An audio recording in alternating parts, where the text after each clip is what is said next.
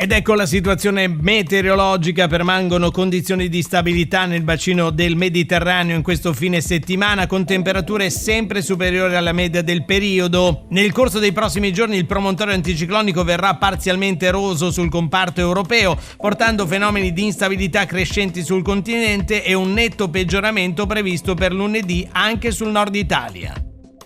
Nel corso del pomeriggio rovesci a sfondo temporalesco interesseranno le Alpi Liguri e le vette avetane, in parziale sconfinamento alle vallate adiacenti nel pomeriggio, mentre sui settori costieri il cielo sarà tutt'al più velato o poco nuvoloso. Venti a regime di brezza, mare quasi calmo poco mosso, temperature massime sempre stazionarie con punte sulla costa fino a 34 gradi, 37 nei settori interni.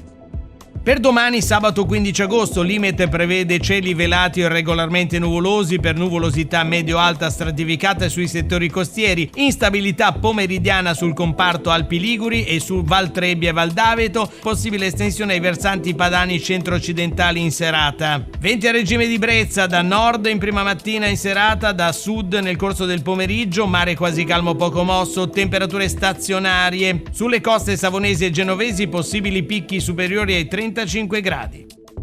Cenno alla previsione per domenica 16 agosto, nuvolosità bassa anche se non compatta sui settori costieri del centro Levante, instabilità pomeridiana nelle aree dell'entroterra, aumento della copertura nuvolosa dopo il tramonto un po' ovunque. Venti deboli da sud, mare quasi calmo in mattinata, poco mosso a partire dalle ore pomeridiane, temperature in lieve diminuzione nei valori massimi, i quali risulteranno diffusamente inferiori ai 31 gradi.